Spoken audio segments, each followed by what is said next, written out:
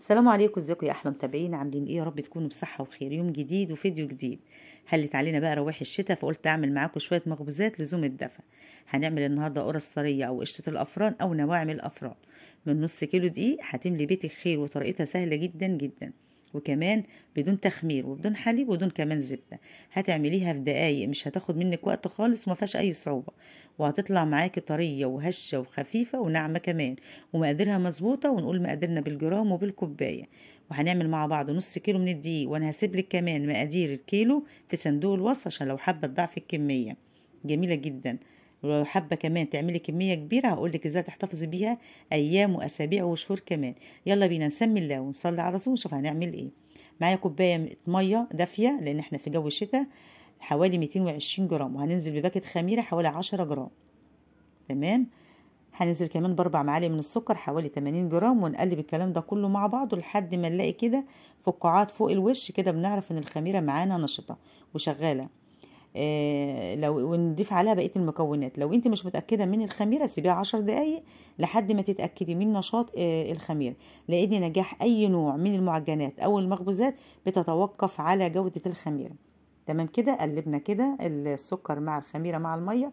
هننزل بنص كوبايه من السمنه حوالي 110 جرام، ونقلب بقى السمنه مع بقيه المكونات دي. تمام كده بنات، ما شاء الله. السمنه حابه تحطي سمنه على زيت، سمنه على زبده، ولكن السمنه بتخلي القرص طريه وناعمه، وفعلا زي ما بيسموها كده نواعم، لان هي بتخلي القرصه كده بتدوب في الاكل وريحتها بتبقى روعه جدا. هنقلب المقادير دي كلها مع بعضيها بقى. ادي بالنسبه للمواد السائله. هنحط كمان ايه؟ وقشطه وش اللبن، قشطه وش اللبن حوالي 4 معالق، حوالي 50 جرام. لو ده اختياري لو حابه تحطيها. تمام. ولكن بتدي ديست حلو جدا جدا للقرص. هنقلب كده مع بعض. وتعالي بقى للمواد الجافه. معايا هنا نص كيلو من الدقيق، حوالي 4 كوبايات. عايز ما عندكيش ميزان، ان انخلي الدقيق وعايريه بالكوبايه، والكوبايه تكون مسح. نزلت برشه بسيطه من الملح، وكمان نص معلقه من البيكنج باودر، ونقلب المقادير الجافه كده مع بعضيها. وبالنسبه للدقيق انا استخدمت دقيق لجميع الاغراض. هنقلب كده ونبدا نضيفها على السوائل دي، ونقلب بالشكل ده كده. بالنسبة للسوائل يا بنات، لو حابة تستخدمي لبن تمام، لبن على مية، لبن بس، ولكن في الأفران بيستخدموا مية بس. وبالنسبة كمان للسمنة، لو حابة تستخدمي سمنة على زيت أو سمنة على زبدة تمام، ولكن السمنة بتديكي نتيجة حلوة، والقرص بتبقى طرية وناعمة، قصدي ناعمة. فعلا بتبقى يعني مسمينها نواعم، بتدوب كده في البق، بتبقى ريحتها حلوة جدا. لكن لو انت استخدمتي سمنه على الزيت، الزيت بيخليها مقرمشه شويه ومش طريه كفايه. السمنه حلوه جدا جدا ومناسبه كمان للقرص. هنعجن بقى لحد ما نخلي العجينه معاكي كده طريه وناعمه.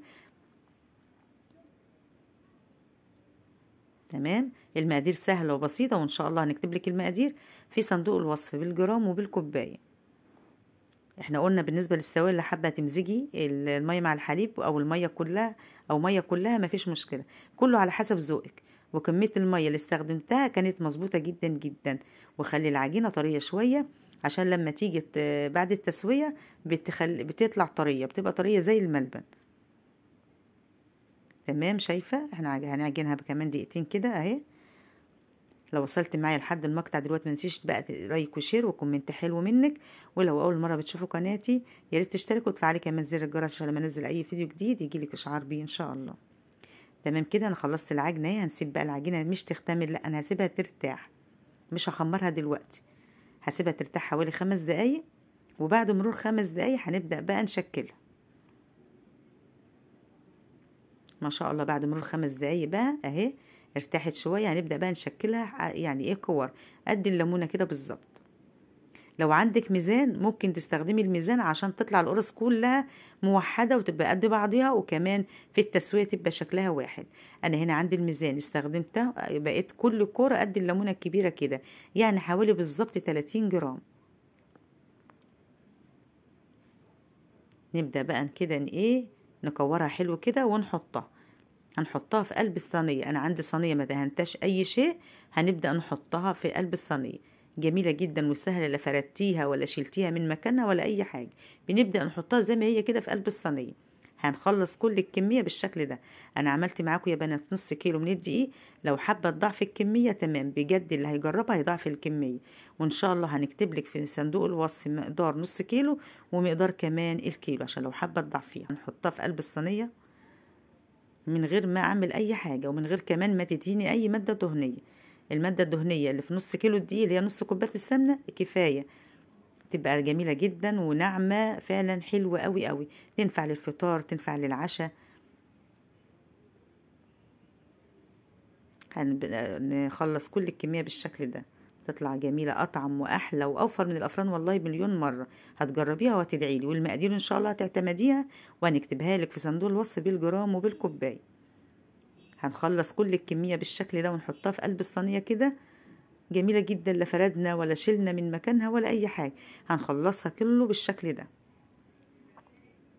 هنسيبها بقى، قبل ما نسيبها كده يا دوبك هبطها حاجة بسيطة كده، أنا عايزة يكون فيها لب تمام، مش هفردها، لا ده أنا هبطها حاجة بسيطة كده بإيدي أو بكف إيدي بالشكل ده. وهسيبها بقى تختمر، في إحنا في جو شتاء فسيبيها في مكان دافي حوالي ساعة ساعة ونص. لو إحنا في الصيف كبرها بالظبط نص ساعة. أنا هنبدأ نغطيها وسبتها بالظبط حوالي يا بنات ساعة ساعة ونص كده. بعد مرور بالظبط ساعة ونص هندخلها بقى الفرن على درجة حرارة 220، هتغيب من 10 دقايق لربع ساعة. أنا هنا هنخبزها في فرن غاز، ومن وقت للتاني ديري الصينية عشان تطلع كلها لونها موحد تمام. بعد مرور بالظبط حوالي 10 دقايق وربع ساعة، دي اختياري قطعة سمنة كده، ونبدأ قطعة زبدة، ونبدأ فوق الوش كده نلمع الفرن، نلمع القرصة بالشكل ده. لو حابة تمام، مش حابة رشها رشة بسيطة بخة من البخاخ المية، وغطيها 5 دقايق ترد من درجة حرارة الفرن، وبعد كده قدميها. شايفة لونها موحد وجميل ازاي؟ بجد تحفة، حلوة جدا جدا، أطعم وأحلى وأوفر من الأفران مليون مرة. ده غير إنها طرية زي الملبن وهشة وخفيفة، وكمان ناعمة ودايبة جدا جدا. تحس إن كده عاملة طبقات، بصي من جوه كده هشة وناعمة قوي قوي، والنتيجة في منتهى الجمال وطعمها فوق الوصف. هتعملوها وتدعوا لي بجد، تستحق إنك تجربيها. من نص كيلو دقيق عملنا الكمية الجميلة دي. يا رب الفيديو البسيط يعجبكم، أشوفكم على خير، سلام عليكم.